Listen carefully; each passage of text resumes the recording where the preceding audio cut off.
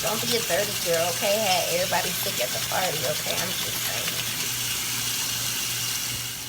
saying. As you prepare yourself to cook, you want to make sure first that your station or your area is sanitary and ready for exposure to raw foods.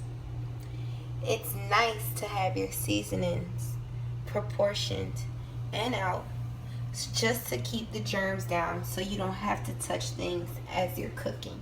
When cooking shrimp, you want to make sure that you thoroughly relieve them of their shell, clean them.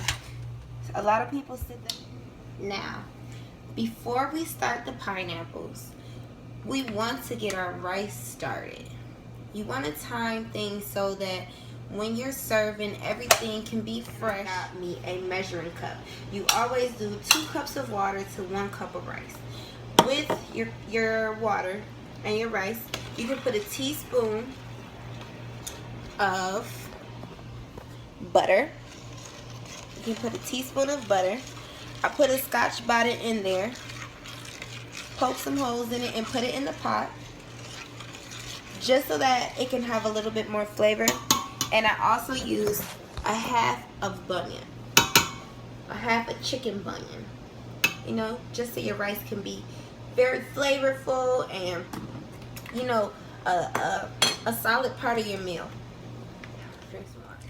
For your pineapple, once you have sliced it halfway through, you want to make sure you get as close to the edge of the pineapple as possible when you begin to cut. You want to slowly but surely make your way around the pineapple, carefully allowing yourself room to the bottom so you don't cut through the pineapple, considering that it is the bowl which you will be eating from. And you don't want to have your decadent entree seeping through your beautiful pineapple, I'm sure, on your even more beautiful outfit. Yeah, we don't need those kind of problems. So, like this, I have cut around the perimeter of my pineapple, gave it 4 slices across, and what's sliced down the middle, just because the middle is the more hard part of the pineapple, it makes it easier when you get your spoon to gut it out. So, gutting out the pineapple, you make sure you have a bowl, because you are not going to be wasting anything from this pineapple. When using pineapples, you want to make sure you use it all, because it is a beautiful fruit and there's so many things to do with it that you don't have to waste any of the pineapple.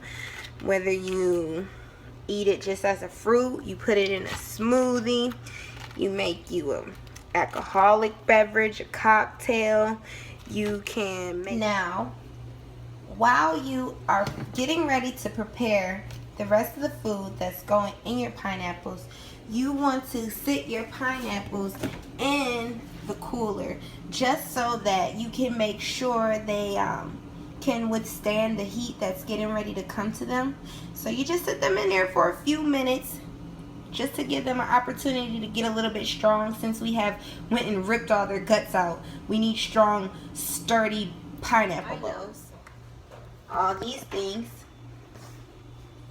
are going in. I have my onion powder, red chili flakes, ginger, jerk seasoning. I have my soy sauce, brown sugar, black pepper, salt, and sesame seed.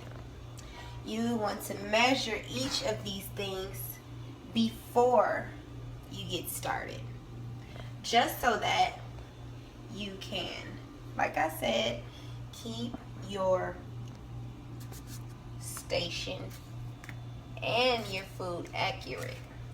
If you ever been to somewhere and you had something and it was so delicious and so good, and then you tried to come back and order it again and it tastes like nothing that you had before, honey, I've been there and I don't want you to go there. So I'm trying to teach you how not to. Always write down your ingredients. Always write down your measurements. It will just help you in the long run, especially if you're cooking for a big party, or if you're, you know, you want to impress somebody and you make something really delicious. Even if you're trying it for the first time and you write things down and you don't like it, at least you wrote it down and you know what not to do. You understand? So, I see that my pot is heating up. With my pot heating up, I'm using sesame oil. When you're cooking Thai and Asian food, sesame oil always gives things a bit of a nice sweet flavor. You can even smell it when you start cooking. So just because things like ginger and garlic are raw and fresh, I'm cooking these first, so that when you have your gravy, you can get it all. I'm gonna turn my fire down a little bit, just because I don't want everything to burn.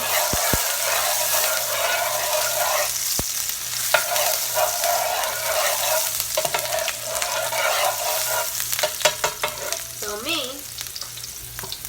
I have added my garlic and my ginger. Cook it in my sesame oil. We have not forgotten about our shrimp that we pre-washed and deveined earlier. Squeeze some lime on them just to keep them fresh and sanitary. I'm going to add my shrimp to the pot.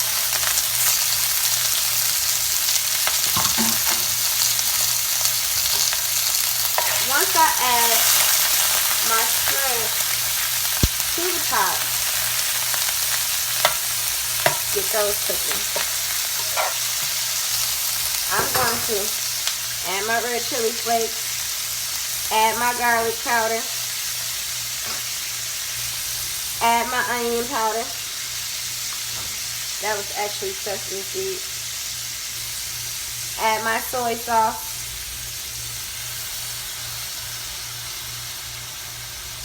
And once you add your soy sauce, things will slow down the cooking process a little bit. Add your brown sugar, just so you can have a sweet but spicy. So add my jerk sauce. Then you want to give it a light toss. Make sure everything gets cooked evenly. Everything gets a chance to catch all the seasonings and flavors that you're putting in one pot.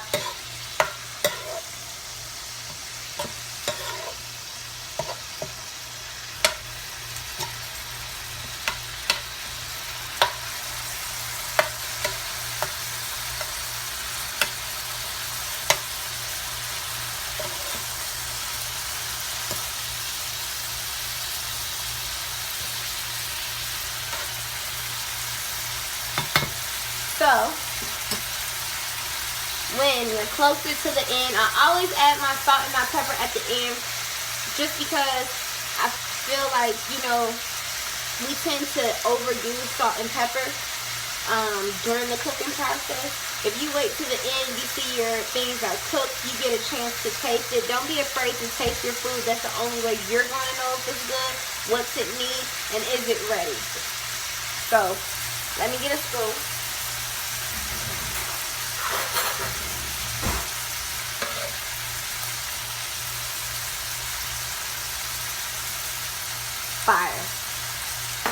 Fire. Yeah. Now that I've tasted it, I know I only need a little salt. And the salt is just to enhance the flavors that you have already created. Salt is not a flavor. It's just an enhancement.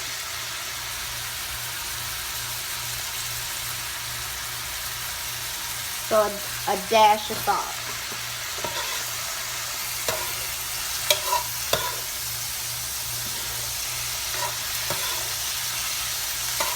You want to make sure you allow your shrimp to cook through thoroughly.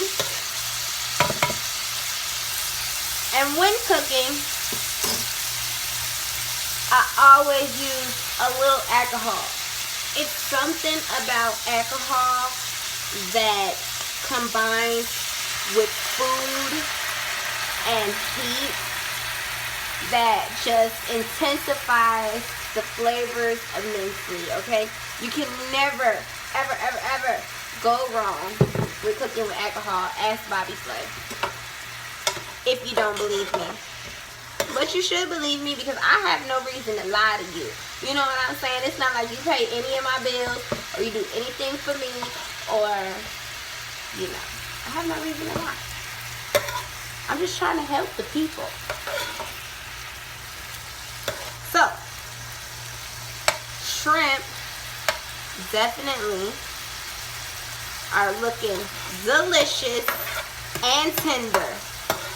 Savory, beautiful shrimp.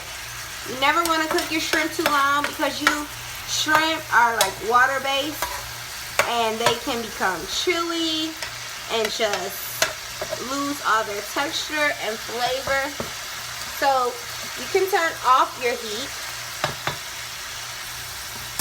and you can put your top on it just so it can continue to steam and make gravy and be nice and ready whenever you get ready to start.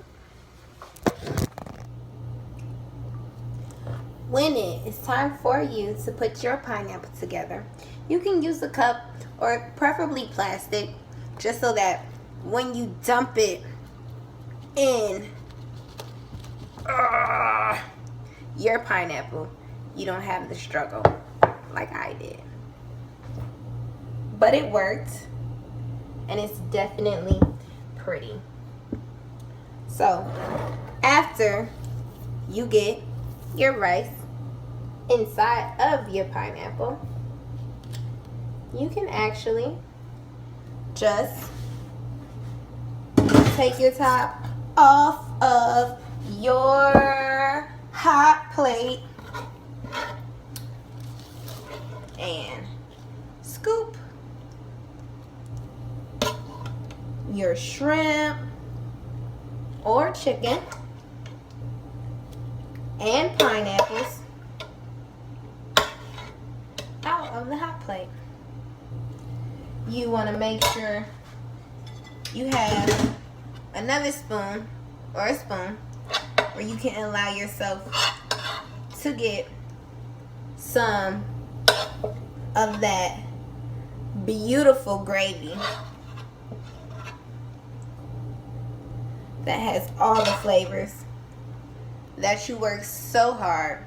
Come and get one and touch by Luxe Fresh Stuffed Pineapples.